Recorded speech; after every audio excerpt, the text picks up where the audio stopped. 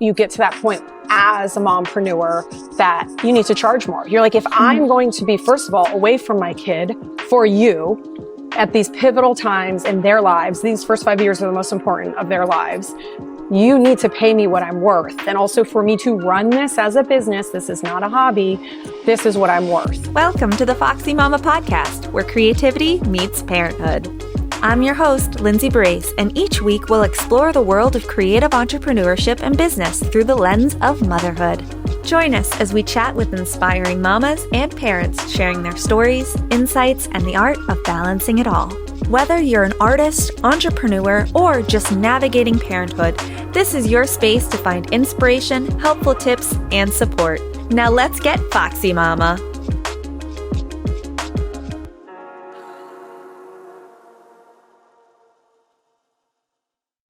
Hey, I'm Lindsay, host of the Foxy Mama podcast, and I'm here with Michelle. Michelle, tell me all about yourself.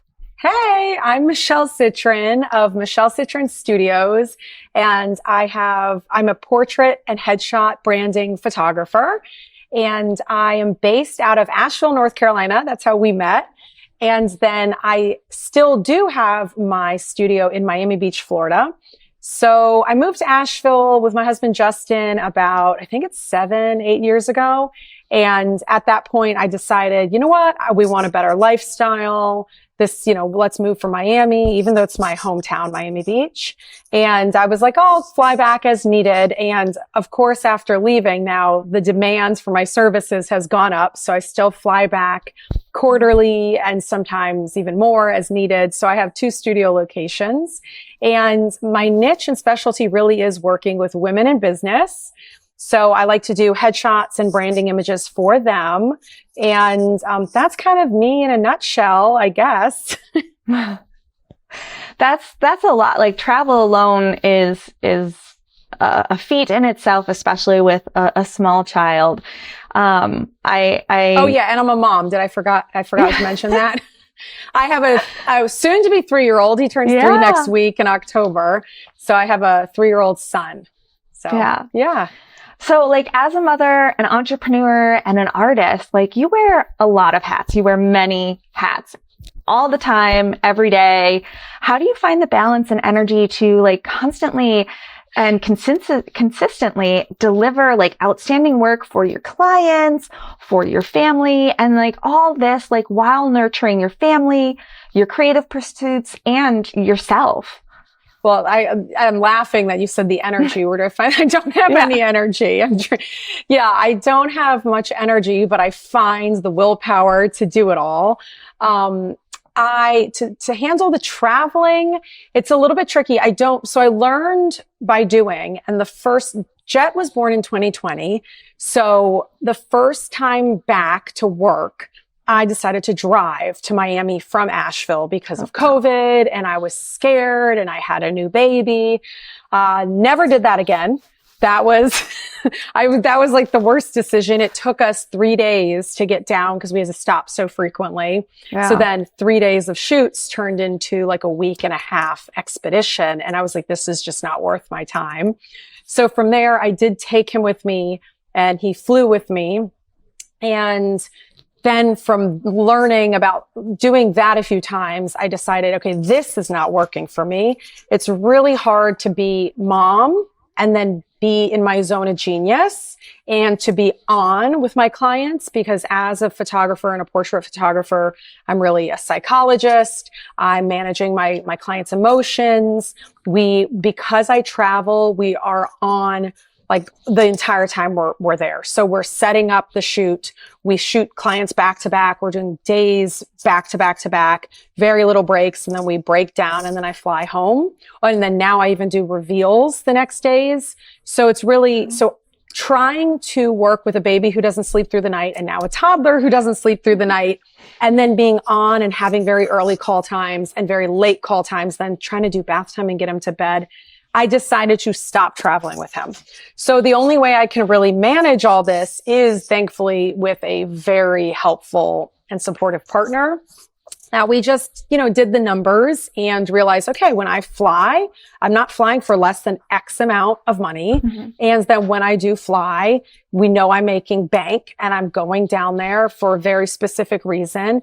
And with that, Justin's on mommy duty, and I try to make my trips now as short as I can, but often really it's a week away. And in the beginning, this was easier because Jet wasn't that aware. And this last trip, actually, he was very upset I was gone. So he's about to be 3. He was missing me. He was like, lethargic, looking out the windows of the car, saying he misses mommy. And that really hurts. So as we come to the end of the year, I'm beginning to reflect and manage. Again, as a working mom, I think you always have to find what works for you and what you can manage and what you can't manage and what works for your family. And I'm realizing going down 3, 4, 5 times a year is not working anymore. And we're talking about having another baby. And I know for a fact that's not going to work anymore. Luckily, my parents are in Miami. So if I bring, Jet down there or another baby down there, I have an extra set of hands, and my assistant is there, who's one of my best friends. She can help. So I can find ways to make it work.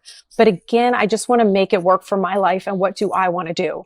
So I've been reflecting, and I just realized, and I've come to the realization from 2024 and on, I won't be flying more than twice a year. I'm going to offer sessions in March and November. Those are my biggest months. The start of the year, but after the holidays where people can recover from their holiday spending. And then the end of the year, right before, the holidays is a really good time for me too. And the rest, people just have to come to Miami or to Asheville and work with me there or wait. So, yeah. It's so important to set those boundaries for work and for yourself. And they kind of collide, right? When you're setting those boundaries for work, as a mompreneur, as someone who's, running their own business, it trickles down into that boundaries with life and family and just kind of making everything operate in this harmonious way. However, it might not be so harmonious all the time. And like you mentioned, like leaving him and now he's at that age where he's just sad that you're going to be gone for a while, for a little while, and just, having that mom guilt. And you and I have talked about this, outside of the podcast, but just that mom guilt that we put on ourselves. And it might be society based or, learned behavior based, but that, feeling of guilt as mompreneurs and, creatives and just, running and operating our business that we feel when we're trying to get work done, and trying to be a mother at the same time, that often it's you're wondering if you're being a good mom, if you're, that balance of life and work and all of it, is, I don't want to say, worth it, but in that essence of you feel very much like two people at the same time, right? You're, and multiple people from under that. It's like your whole family tree is you, right? You're, running your household, you're running, your business, you're, making snacks for your child, or, I know, your little one, Jet turns 3 and you're, coming up on having a birthday party and managing that. And it's just all about managing. Do you have, kind of any kind of go-to system in play, as far as apps or, Google Calendar cheats, things that you use to kind of balance that or find a way to organize? And I don't know if this will come up in another question or if maybe I should have answered this before too. Also part of what I have found as a mompreneur, this is finally the time that I have started saying yes to outsourcing. And I never wanted to spend the money on a bookkeeper. I never wanted to spend the money on a retoucher. What else? A studio manager sending email inquiries and an assistant at the shoots. Now I have no other choice. And it's the only way I can keep going at the pace I'm going, and along with, growing my business. So I no longer know I can do it alone, and I outsource as much as I can now, and I'm okay with that. And then also you get to that point as a mompreneur that you need to charge more. You're like, if I'm going to be, first of all, away from my kid for you at these pivotal times in their lives, these first 5 years are the most important of their lives. You need to pay me what I'm worth and what I've, where my zone of genius is. Like, this is what I'm worth. And also for me to run this as a business, this is not a hobby. This is what I'm worth. And then as far as organizational apps or anything, we use Slack to communicate with my retoucher and studio manager. And then I'm trying to think what else we use. She's the one who's organized. I'm really not that organized. We do use Google Sheets, things like that we could share and get access. So actually, that's the thing, is you have to hire out people that have specialties where your weaknesses are. And I'm very unorganized. The one thing we just got for the house that has helped me and helped Justin and I communicate with who's doing pickups these days, the family calendar. Yes, we have it digitized, but I got those ones that just stick onto the fridge. And honestly, just seeing them every morning, because I have 10, 20 other things on the calendar a day that are just work related. I need to know who's picking up Jet from school. Is it me or is it Justin? And I just need that written down on a dry erase board. So that's really the organizational things. It's really, I'm very 90s. I'm very retro. So there's not too much. That's where I could improve, but that's also why I just hire somebody who's better at that than me. Yeah. We also have the dry erase board. Yep. and I just bought it.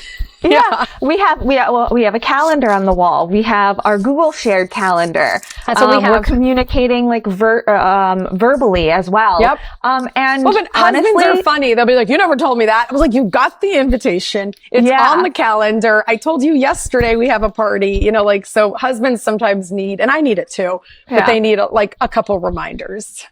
Oh, I wouldn't say a couple. I would say maybe about a dozen. Yes. And then they'll still be surprised. Yeah. And even if it's from their calendar, I was like, oh, I don't see this shoot, I don't see, my husband's work or something, he has something that he's doing and he didn't put it in the calendar. And I'm like, well, I didn't see it. And he's like, oh, I forgot. And I'm like, well, I need to know. I need to know, because we need to figure out childcare. And totally. We used to also keep, a food, what we're going to have for breakfast. It was a dry erase board, and it's up on our fridge, but it's completely blank.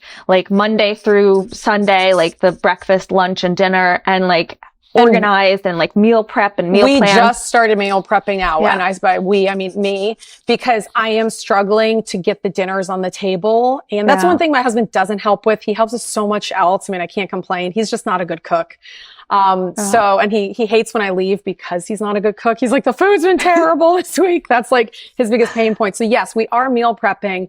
And then his week, Jet needs all of his snacks labeled as part of the county laws. So I, every weekend, have to take out masking tape and label all of his snacks. So I'm trying to get as routine as possible, because I do have ADHD, that I need to try my best to be a hyper organized person, because it does not happen naturally for me. Yeah. So, and I think it coincides with being a creative. And an artist at its core, because I'm the same way. Certain things I'm so super focused and so organized. And then I have this chaotic mess, right? Yeah, that's the ADHD brain. Yeah. Yeah. And where everything is, and I know what I'm doing, but and I have an assistant. I absolutely adore her, and I recommend outsourcing for organization. She keeps my inbox inbox zero, she calls it, and goes through everything, that sounds and amazing. What I need to respond to, what's important, what's not. I'm one of those people that, when I'm breastfeeding, especially, I'm on that scroll, right? And just, oh, this product looks nice. I'll sign up for the 15% off so I could remember that maybe I want to come back to it. And I'm subscribed to all these. Yeah, but I subscribe myself to all these like newsletters or like just to get a discount, and I never buy them or I never even revisit them. And she just goes through them all and says like, do you really need this, this, and this, this? And I'm like, nope. And she that cleans sounds it up. Amazing. Yeah. And I absolutely love it. I am fortunate to have a husband he's a very good cook. And he's primarily, That's awesome. Yeah, he's primarily doing the dinners now, which is so great. And he preps the freezer, which he learned from my father, when my father, owned, a restaurant. So like my whole life, I worked in the restaurant business and like organizing that for him and, doing the marketing and media and everything in between, as well as cooking and dishwashing and bartending and anywhere he needed me. That's awesome. But Dave worked for him as well and learned how to like organize the freezer. And I will say that that's helped for, days when we're like, crap, what are we having for dinner? And it's just like, look in the freezer and just having that organization. We're getting there. Yeah. That's what we're doing too. Well, I've been buying all the clear boxes and containers. I'm like, these are all the cheeses. This is the snacks. Yeah. I'm trying to get better, be more of an highly organized person. Yeah. The Dollar Tree. I recommend Dollar Tree for all containers. Organizational things. There's like so many different hacks that you could use. I got a turntable. Mm-hmm. We got one of thing, those. Or like a lazy Susan. Yeah. For condiments and other stuff that's in the fridge. We just did that. I just did that last weekend. It helps so much because like those things just like you don't realize that you have them and you buy more or they expire and you don't know. So it just really helps and just kind of, we sat down, Dave and I, sat down and, had a discussion of like, I really need to get organized. How about when I'm breastfeeding, you sit down with me and I'm going to tell you everything that's in my brain. And you put it out on paper because he's the organizer. Like, that's good. Cause that sounds like Justin's nightmare. He'd be like, cause that's me all the time because of my ADHD brain. I'm like, this is what we got to do. It's Sunday. Okay. Here's he's like, stop, Michelle. That's your like neurodivergent brain. He's like, that's not how I work. So that's great that you guys do that for us. Yeah. I do that all day. Just blah. Yeah. And I was like, I need to get all that blah and that mom brain out. And it's good to have my assistant for us to do that. And now I'm going to take what Dave and I talked about and give it to her and be like, okay, let's put this out on the Asana. Let's assign myself dates and keep myself organized, keep myself on track. I mean, look at you. You're making the most out of breastfeeding when you can't do anything else. You are at least making to-do lists and task lists, and you're like still, because all you do when you breastfeed is you think. Yeah. Which is, or like the scroll, and I send people reels all the time. And they're like, you just sent me 12 reels. What are you doing? You're like, I'm breastfeeding. I have nothing else I can do. Or like in a nap trap. And it's a lot less now. It was when he was younger, like when he was a newborn, he would very easy to breastfeed. Now that he's 6 months, it's hands in the face. I get kicked in the face. I'm like, he's all over the place. He grabs my other nipple now and just tugs on it while he's eating like the other. Like it's a play toy. Yeah. Yeah. And I'm like, no, ow, this hurts. But it's just like the whole time you're like, but he's a baby. He doesn't know what to do. No. And you met Justin, your husband, on a parkour video shoot, right? Yep. So your husband is a parkour athlete turned financial advisor. Yes. With managing different workflows and parenthood, how do you find time for like one another? And like, can you share like any helpful tips, like relationship tips? Asking for myself and for our listeners out there. Well, it's definitely challenging. And when they say babies change everything, all the cliches are true.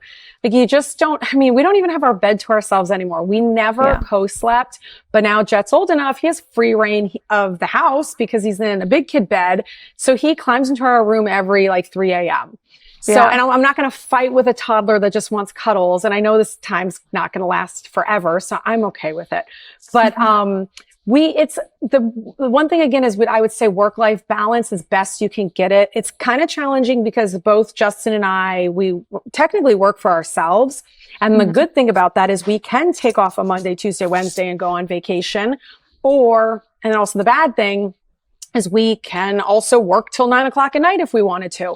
So I think the one thing we've come to realize that we need is to have like an off time and have that time with Jet and as the family and sit down for dinner and turn things off and really try to have that routine, being home by 6 o'clock, that kind of thing. Or even if we're home, we're turning electronics off or, unplugging from work at least. And then now, last year we invested a lot in babysitters because we wanted that one-on-one time. We still need to network. We need to meet people in our community. We need to go to the fundraisers. We need to go to the cocktail hours. We need to go to the Young Professionals of Asheville. And so we hired a lot of babysitters. Now, once you do your books and you realize, wow, I spent an arm and a leg on babysitters. So for me and for Justin, we pulled back a little this year. Also, we were running ourselves too thin, not getting a ton of sleep still. I don't know if Jet will ever sleep through the night. We'll see when that happens. But finding ways to do dates during the days. So now that Jet is in full-time school, we can do a lunch. We could, which we haven't done this yet. I was like, we could play, a couple rounds of golf, a couple holes of golf, or, we're dabbling in golf. It's a nice afternoon activity and fall activity. Or what we have done is go for a walk around the lake and get public subs. So little ways to make it work while Jet is at school is what we've started doing to kind of find time for ourselves, but also throughout the day, not taking more time away from home life or whatever. So we've been able to kind of balance it that way. Yeah. I love that. A date night doesn't have to necessarily be a date night. It could be a day, and you could utilize, that time while your little one is, in daycare or school, and just taking that break and being like, okay, we're going to go grab some hoagies, subs, whatever you want to call them, and, walk around the lake. My brother-in-law came in for Dave's 40th birthday party. And while he was in, he's like, do you, want to go and have a date night? And I was just like, I have a lot of prep for the party. So it was a surprise party. So I didn't want Dave to figure anything out. And I was just like, well, why don't we, after, Dave's birthday, we'll do a day. Right. And we ended up going to see Barbie. Oh, good decision. At the 10 a.m. I believe it. You got to make it work. You got to find the ways. The 10 a.m. screening. I was just looking at Barbie movie to see. Justin hasn't seen it. And I was like, he needs to go to matinee when Jet's in school. This is how we're going to do it. Yeah.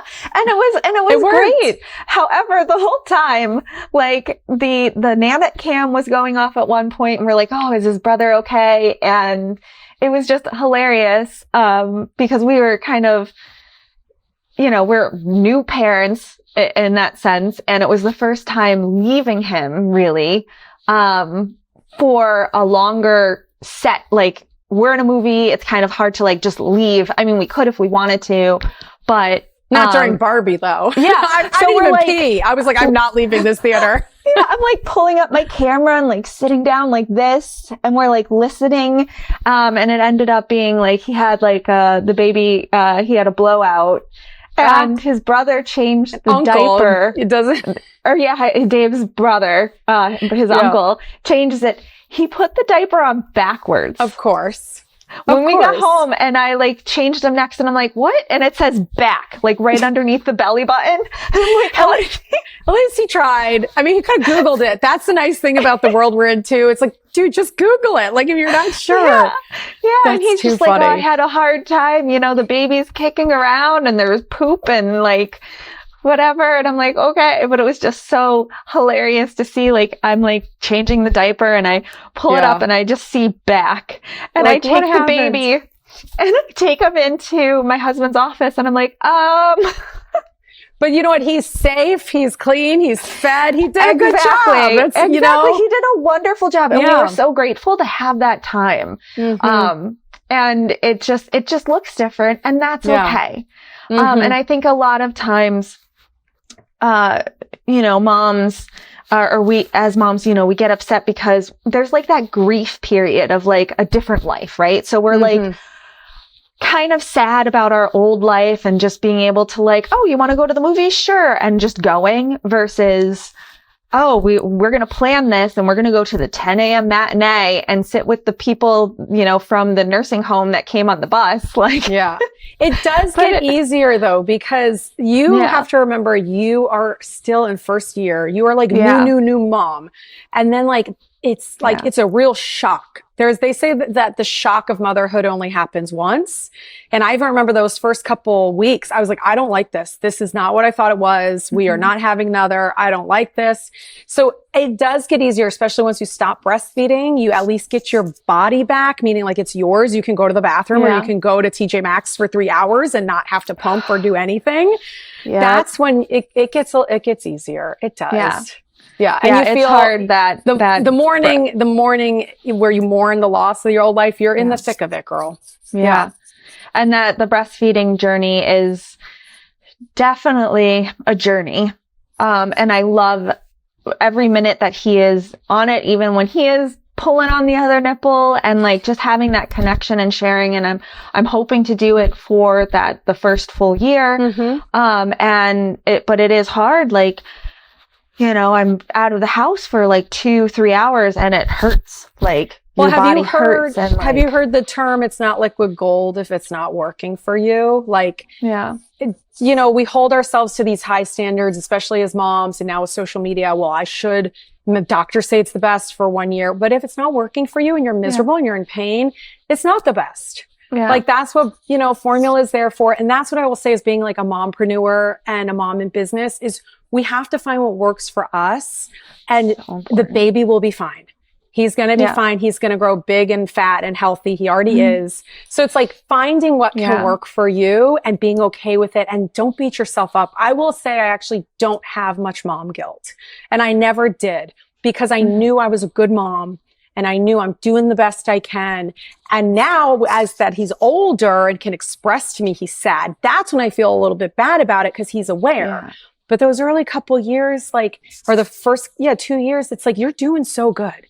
You're doing so great. You're a rock star mom. And it's like, you're doing what you need to do to provide for him, and it's all great. You're doing a good job. You're doing a great job. So don't beat there's no sense to beat ourselves up. Yeah. I think every mom needs to tell other moms that and just support one another and just be like, hey, if it's not working for you, don't, that whole grass is greener. Don't kill yourself for it. Like you do you and you do what works for you. And that's the important part. And that at its core is what's going to help you navigate motherhood, navigate your business, navigate success. And Fox might tell you when he's ready to stop. Like you could be like, I want to do it for 2 whole years. And he'll be like, Mom, no, I want hard food. I'm hungry. Like he'll tell you too, he's his own person, which is the wild thing. Like they have their own opinions. We have plans and then they do something else. Yeah. He has his, like a personality boom from the minute he was born.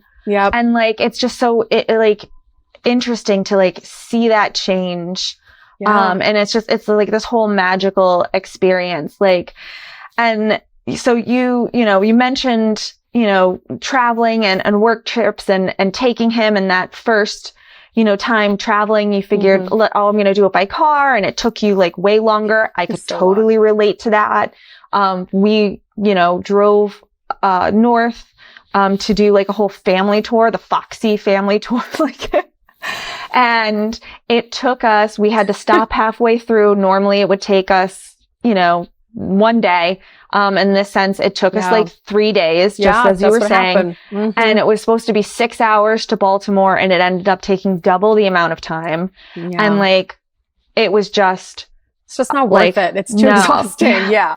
And I'm like, I think the next time, we'll probably fly kind of figure out, on our way back, we kind of had a more kind of game plan with going at things. And I'll say this, girl, fly with him as much as you can while he's free. He is free. Do it. Yeah. Yes. Like how do you manage like the logistics, like that emotional aspect, when you did bring him and you did bring, him along and like do the work trips and as well as like when he doesn't go with you, like what strategies have you found most helpful in balancing that, both your professional and your parenting responsibilities during your travel time? I'll say this, like when I took him, I'll say it's easier and I find it easier to compartmentalize my life. When he's in school, I'm working. I don't really do anything personal now. I try to work out a little bit while he's gone because fitness is important, but really I'm on. And when I'm with him, I'm mom. Like, don't call me, don't text me. Like, sorry, like you can call me and text me. I'll be like, I can't talk about work right now. And also again, boundaries. So my clients don't have my cell phone unless they become repeat clients, they become my friends. But, that I'm not giving them my cell phone when they inquire. And again, headshot photography, I have a perspective that it's not a medical emergency. If this is an emergency, call 911. Yeah. I'm not 911. Oh, your book cover is due next week. Girl, why was this not on your to-do list 6 months ago? Like, I can't help you. Yeah. Or, having those boundaries. And then, I'm sorry, you said to go back. So when I travel, when I'm on and I work as much as I can. I'm doing the client reveals, after their photo shoot, they get to see their pictures. Now, when I'm in Miami, let's do them the next day. Let's get this done. I don't have a child. I'm doing the culling of the images, starting to edit the images, getting them to the retoucher. I'm shooting as many people as I can. I take a day off for a spa or a massage because it's really hard on my body. So a little bit of self-care. But then when I'm home, so the second I pick up Jet from school, I'm mom. I'm not getting on my phone to talk to clients and help so that he's aware too. Like, so when I'm with him, I'm the most present mom I can be. That's really how I've started balancing it. And then what was the other question you had? Was it that like, how do I travel with him or? Yeah. Like when you did travel and you were taking him, that first time, say for instance, you said you like learned a lot, right? And then you were taking him. What did you find helpful when you were taking him, when you were like navigating airports and stuff like that? Okay, well, you need help if you can get help. Like if you can travel with your mom or your best friend or a nanny, that'd be great. I then started, Jet is about to turn 3. I've lost count. I think he's been on 20 flights. He's even been international. He has a stamp on his passport. So I did. My goal was to travel with him as much as possible while he was free to travel. Like even the last month we flew to Orlando to go see my sister. And I don't take him on really extended trips anymore, meaning extended flights. I will say every month is different, especially that first year when a baby is breastfeeding on a flight is so easy. It seems difficult and you're there and you're uncomfortable, but oh my God, it's so much easier than a toddler running around. And let me tell you, a toddler is easier than a 1.5-year-old who you really can't rationalize with. At least my 2.5-year-old understands what I'm saying to him. Yeah. So I will say you just have to be overly prepared over food. Like, you'd have as many snacks as you think and then multiply that by 2 or by 3, because then he's going to drop some and then he gets hungry and then there's delays. This happened to us. We were stuck in the Asheville airport for 2-3 hours this last time. He went through all his snacks. We were there for 3 hours. I'm like, this was supposed to be a 3-hour total trip and now it's a 6-hour trip. So you have to be prepared. He once got sick on me on a flight. He got a stomach bug. I didn't pack clothes for myself. And this, the flight attendant's like, oh my God, we'll get your bag. Where is it? I'm like, it's under the plane. And I'm like, why didn't I pack myself a shirt? Always pack your, imagine he's going to have blowouts. They're going to get sick. They're going to be hungry. They're going to be bored. I also go to the dollar store. So the dollar store again, grab those little toys that don't matter, but they're new and they're exciting. Sensory things, even like you can do a little bag filled with like shaky things and like things they want to play with that they never get to play with. That, and then blankets and, like I just bring a whole bag. It's all for him. Change of clothes for him ×3, change of clothes for me. And so that's really what's helped. And also the mindset that this is going to be difficult. Just go with it. Do what you need to be zen. Like if you need to listen to music, we actually don't use iPads. So this is maybe a little bit different because most moms might bust out an iPad and again, do what works for you. I'm just not, funny enough, I'm not techie. I don't bring my iPad with me. He does like watching videos of himself. So we will swipe through and he will watch the last 30 minutes of the flight. I'm just like, look at these old videos of you. Okay. And that's what he likes to do. But so that's kind of what I think has helped the most. And, also don't lug the big car seats through the airport. Check them, and you can shove as much stuff as you can in there in those bags and zip them up, all the diapers and the bags and the toys. I shove all that in. That gets checked for free. And then just bring him with a pop-up stroller and keep it easy. Pack light. And then, bring a lot of toys and snacks. I like how you mentioned watching the videos, because that's what he does. My son does the same thing, and it's hilarious. Like, when we were, traveling and he was, getting that hunger, and it's like, okay, well, it's, 10 miles till the next rest stop or something like that. And I'll be able to breastfeed him then. How do we, navigate that in between? And like videos of himself. Yeah. It was crazy. And I'm like, what? Yep. And he also likes, the sensory stuff, like a hair tie, like that's a what scrunchie. I mean. Yeah. And he, I would put the scrunchie on his foot and he would just be like, oh, let me try to get this off. So there's just all these little things that you can do to kind of navigate that world, and helpful things. I love, bringing the dollar store in it, because the kid's going to lose the toy, right? Oh, yeah. And if more than likely, just throw it away. It's not a big deal. And I've, had that thought oh, well, what if I bring this? Oh, well, he really likes that. If he loses it, then and the airplanes are so dirty. Honestly, I don't want him bringing his favorite stuffed animal. I want him one that we could throw in the wash after, or it could, or if we lose it, goodness, if he loses his favorite stuffed animal, you don't want that. So yeah. So let's talk about all things your business now, niche specialization, right? It could be a game changer in any field. Can you tell us more why you decided to focus what you do versus just focusing on women in business, and what impact that has had with your clientele and your workflow and just in general? Oh, it helps a lot. So I've been in business coming up on 15 years now. And I remember my professors, I got my degree in photography from SCAD. Not that you need that to be a photographer at all. But my professors would always say, okay, when you graduate, you better find your niche. And that was before social media was really big and there was all these educational courses. And so my professors were saying that to me. And at that time, I had a business partner and we were both best friends from SCAD. And we're like, well, how do we find our niche? We did everything for 5 years. Maybe the first 3-4 years. We did big fashion production shoots for clothing companies in Miami. We did the annual campaign for Mount Sinai Medical. We did a couple weddings. The last wedding we ever did was at Burning Man. And I was like, I'm done. I'm retiring from the wedding industry. This is too much for me. I don't like this. We did events. We did pet portraits. We did babies. We did a couple newborns. And really what I liked and what I didn't like, I just kept making mental notes. And then I found photographing women. You like what you like, you know what you know, you attract, you really attracts like. And I really liked helping women in business. And then finding your niche also lets you become a master of your craft. I found it really hard. So when you say you wear a lot of hats, oh my gosh, one day you're a wedding photographer, the next day you're shooting 500 products for a new jewelry company, and then the next day we're shooting a newborn, and then the next day we're shooting an elderly dog. I felt so scrambled. I was like, I have a degree in this, and I feel like I'm not good at this. So by finding my niche of what I enjoy doing, and I liked the idea, first of all, photography is an investment.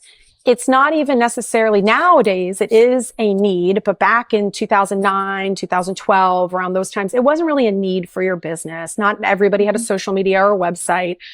I really liked, at least for me, knowing I'm charging what I'm charging and I'm charging what I'm worth. And this is going to make you more money in business. And I feel good about that. Yeah. So not only did it sit right with me, I feel like I became a real master at my craft.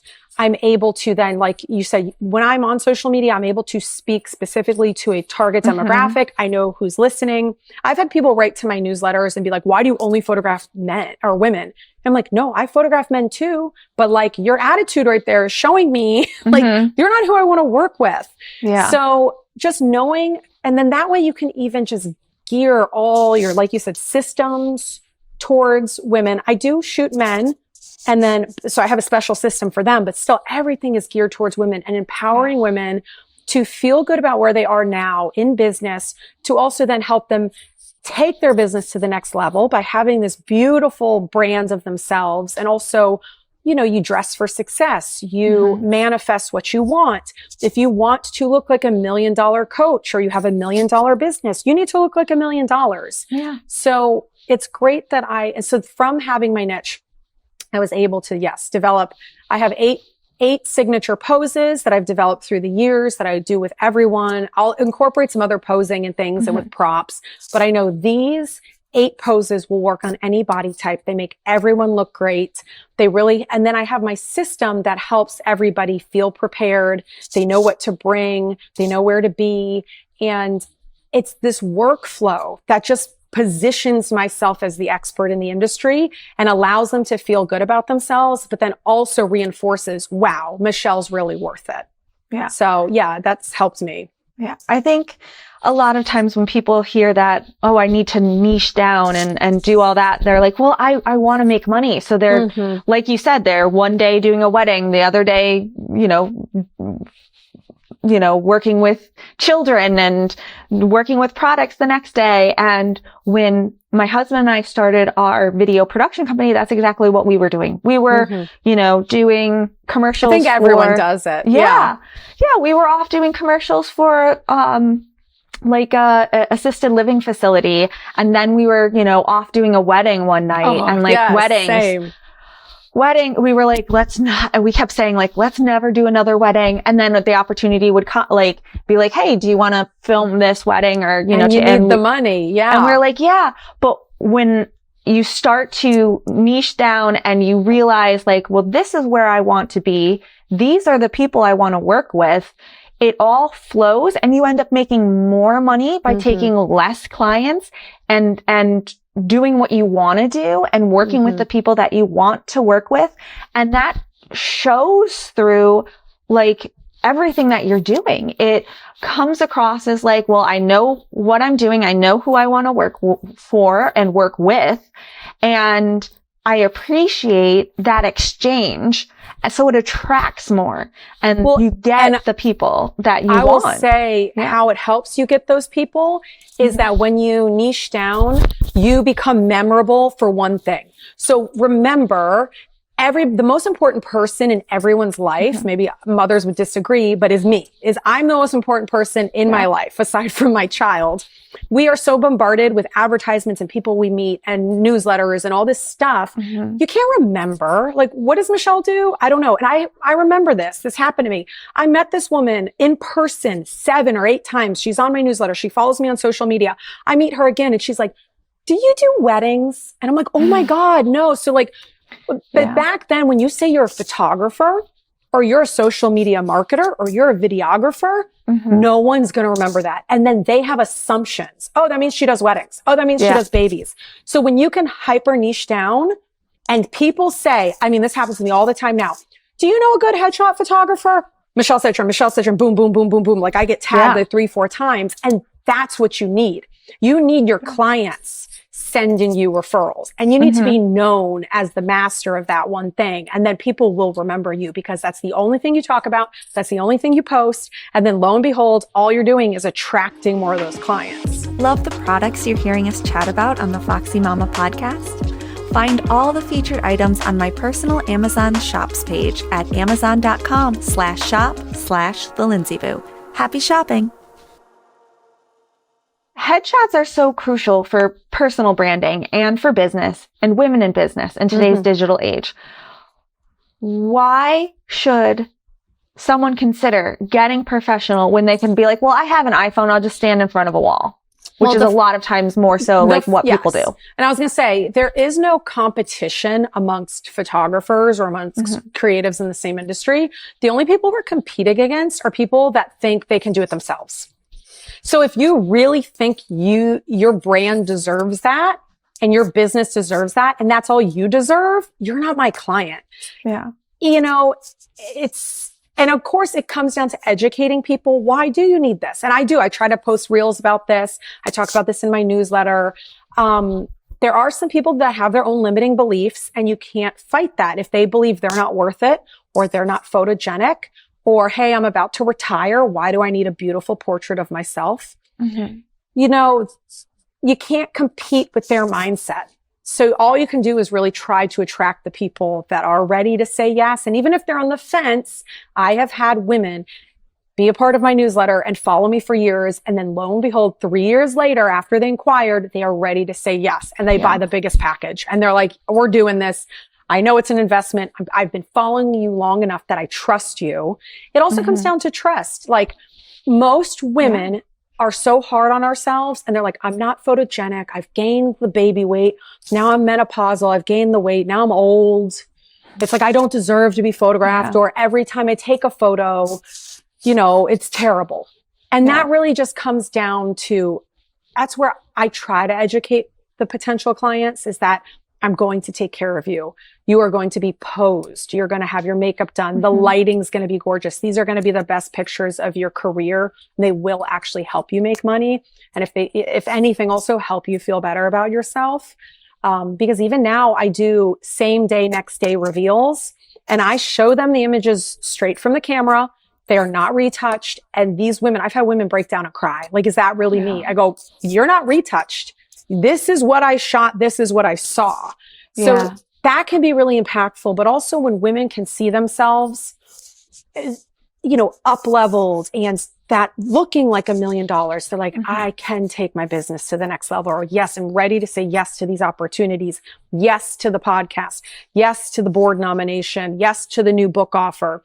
Because a lot of times we hold ourselves back, or women hold themselves back because they're scared of just getting the photos for those things.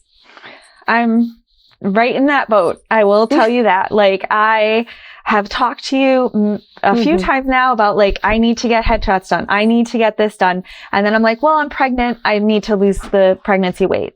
Or I'm going through changes and postpartum and my skin's all out of whack. And now I'm just like, well, I chopped my hair and I hate my haircut and I'm not really happy with it. And like, when it grows, then I'll do it. Like, what do you say? What would you say to me? And to all the women out there who are like, well, I'm just not ready for photos right now. And I don't know if I should make that investment if I'm not looking my best. Well, I'd always encourage you, like, I want you to feel good. If you're not ready, you're not ready. Yeah. But I will also say, are you currently active in your business? Are you meeting people in person or online? People can see you.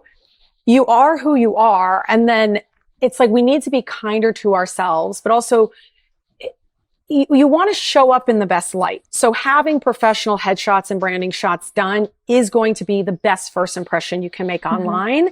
And I always do say, if you cut your hair, you should update your profile shots and your LinkedIn and all that, because it needs to reflect who you are now. And I know life is hard. We transition and we can always beat ourselves up. But really, it's like, what if you said yes? And what if it just helps your self-esteem? And again, if you're worried about your skin, girl, that's what makeup and retouching's for. If you're worried about your hair, that's what hair stylists are for. And I mean, I personally love your haircut. I think it's great. And I mean, the systems I have in place are there to help support you. But again, if you're not mentally ready, it's not going to be the right time. But I always think we should represent ourselves in the best light and where we want to be. And sometimes when we're scared, that's the best time. You're scared and do it anyway. Yeah. So like, what steps? Yeah. What steps are involved then? And like, how do you ensure their personality and their brand shine through? Especially like if they're self-conscious, if they're going through a lot, like how everyone is self-conscious and everyone's going through a lot. Like if you are a woman in business, let alone if you're a mom, like that's why I even try to babysit my clients. Once we onboard you, you are getting, sorry, I interrupted, but I was like, this is what everyone's going through. And everyone says the same things. Their problem areas, their arms, their thighs, their tummy. Girl, I get it. Like everybody has the same thing. So I've developed a system that once we onboard you, we are taking you step by step, and you are going to receive a series of emails. So in the beginning, we have the consultation call. We want to get to know you, learn a little bit more about you, help answer your questions before you commit to a photo shoot. And then we send you over a questionnaire, and that is like, tell us more about yourself. What personality do you want to shine through? Even though I do the same, say for instance, I do the same 8 poses on everybody, which I always do varieties of that. Yeah. Your personality really comes through with your style, and then, just who you are and your energy. So then from there, we talk about, I have a guide of like what to wear. I have an e-tutorial. I show you color theory in the guide. I show you what looks best on camera, examples of what other clients have done. Because again, another question or another pain point everyone says is, oh, I have nothing to wear. And I was like, you absolutely have stuff to wear. You just need like a handbook to go into your closet with. Yeah. Because I'm like, I want you to pull something black. I want you to pull something white. Do you have a nice fitted dress? Do you have a jewel tone, a blue, an emerald green? Do you have something like that? All that stuff, no matter what you bring, photographs great. And then from there, whatever your personality is, I can read people really easily. And that's my job, to make you feel comfortable in front of the camera. And then once I get you there too, I can read you. I can tell what your best angle is. I can, if you have beautiful teeth and a beautiful smile, I want to show that. And then really I take into consideration what your career is and what your business is and who your target market is. So if I'm like, well, who's your target market? And you're like, high net worth women. I'm like, well, here's what I would wear. And it depends on what they bring. And I'm like, no, we are not going to wear this cheetah leather print with like fishnets. We're going to throw that out. We're not doing that. We're going to do this white tailored suit. That's like you bring. So I want my girls to bring a whole bunch of variety, but also that's all addressed in the style guidance and the pre-emails. You also get the day before your shoot reminders. You get a video from me the day before your shoot to help, put you at ease, because women are busy. Everyone has so much going on. Thankfully, knock on wood, no one has ever forgotten they have a photo shoot the next day, but I want to preemptively make sure no one forgets. Yeah. So you're getting the Google Calendar invite. You're getting all the reminders, just helping women make it as easy as possible so that this is just a smooth shoot. And then they're really fully prepared. So that's how you get the best shots too, is if you're actually really prepared. If you throw everything in your bag at the last minute and just chuck it at me, you're going to realize you forgot your favorite earrings, you forgot your favorite blazer, and everything's wrinkled and it's not thought out, and you really need it to have a plan. Yeah. And there's a lot too that they could prep too if they're like, well, I don't have anything to wear. There's, rent the runway. Yeah, I recommend that. Yeah. Other things they could be like, well, I need that, like that, and like preparing and doing it not the night before, which I often do. And I for myself, you're going to be getting those emails. You get that style guide email 2 weeks before your shoot. Then you get the reminders email the days before your shoot. And it says in there, like, don't wait till the last minute. Please pull this stuff now. And also you can email me and send me what you're thinking of wearing, because I want girls, if they need to go shopping, they go shopping, but also that they take the stuff to the dry cleaners. They have it hanging. So yeah. But I've been in business for 15 years. So if it could happen, it has happened. Yeah. So I literally say, like, do not forget your bras and underwear. It's happened. Do not forget your jewelry. It's happened. Yeah. This is the exact studio location. They've gone to the wrong studio. Like, it has happened. Yeah. So, I mean, that's also when you have somebody who's been in business for so long, like, we are able to prepare you because we've seen it all. Yeah. Well, I could talk to you for much more and like dive into things deep. But I want to know, like, if you have any like recommendations. Maybe you're currently reading a book right now, or maybe, something to like a self-help book for women in business, or any movies or courses that you would recommend. Yeah, for sure. So I mentioned in the beginning, finding what works for me and what I'm saying yes to, what works for my family. And that epiphany really came from reading Denise Duffield Thomas's book, Chill and Prosper. She has two versions. Like the first one, I think, she re-released it. The first edition was called Chillpreneur, and now it's Chill and Prosper. And really is about building, first of all, it's mindset. And she's a working mom, and she's a working mom millionaire. And then building your business around what you want to do, what you want to offer, the life you want, what works for you, what do you need, what do you need to succeed. So I love that book. I would highly recommend following her, especially if you're a mompreneur. That's one I would recommend. Yeah. Yeah, I'm totally adding that to my list of things. I was like, wow, that sounds really it's really good. I need that right now. Mm-hmm. Yeah. And I think it's so important to kind of like circle back to, the forgetfulness and, me talking about, not feeling prepared and pushing like, oh, I'll get it when I have X, Y, and Z, or when my hair's longer or something like that. And I think, we're never fully prepared for anything, right? Mm-hmm. We're never going to be that ready. It's important just to like take that step and to take that, initiative and just do things, and just take that leap of faith in yourself, in your business, in who you are, in motherhood, and the world will be yours, basically. And make it work as moms. We just make it work. Yeah, that's what we're all that's what we're all doing, is we're making it work. And if someone is like, well, I have my shit all together, no one does. No one does. And if they do, if someone's like, oh yeah, I totally have everything together and I'm the best at everything, then they're probably a psychopath. Or they're lying.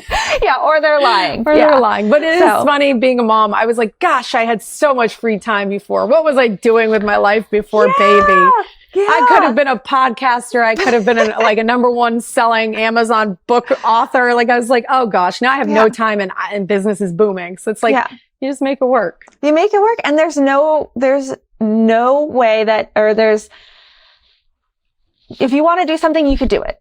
I vowed when I became a mother that I would never tell myself, I would never say these words in front of my child, like, things like, we can't afford it, those words. And I will never say, oh, well, I have a child now. We can't travel. We can't, I have a child now. We can't do X, Y, and Z, because it's not about, financials. It's not about, it's like, if you want something, you're going to make it work. So like, stop with the excuses. Just go out, just be who you want to be, with also being a mom, because it is possible. It's just going to take a little more and it's going to look a little differently, but it's possible. It's doable. And it's also okay to say no. Because even if you're like, I don't have to do that, you're like, I don't want to do that. Exactly. That's when you're just like, could I come to Fiji for your wedding? I could, but it's too much for me to take on right now, because I am a mom and my priorities have shifted. Yep. And no is a complete sentence. No. Yeah. Period. Learning to say no is the big thing as a mompreneur. Yeah. So where can listeners and viewers, where can we find you? Where are you at on the World Wide Web? I'm on Instagram at Michelle Citrin Studios, and there's an underscore in there. So it's Michelle Citrin _studios. And then Facebook, you can find me too, Michelle Citrin Studios. I'm on Facebook anyhow, just Michelle Citrin Studios. And that's pretty much it. Oh, I'm on LinkedIn, but I keep it simple. I go to where I go, and that's where you can find me. Yeah. Well, thank you so much for sitting down with me and discussing all the things. I definitely feel very inspired, and just blown away by your knowledge, by your life, by your personality. So thank you so much for being you. And I'm glad to call you my friend, and you are one foxy mama. Thank you, girl. Appreciate it. The Foxy Mama podcast is here to entertain and share general insights. Our content is not a substitute for personalized advice from professionals like financial advisors, physicians, or therapists. So enjoy the Foxy vibes, but consult the superheroes for personalized advice.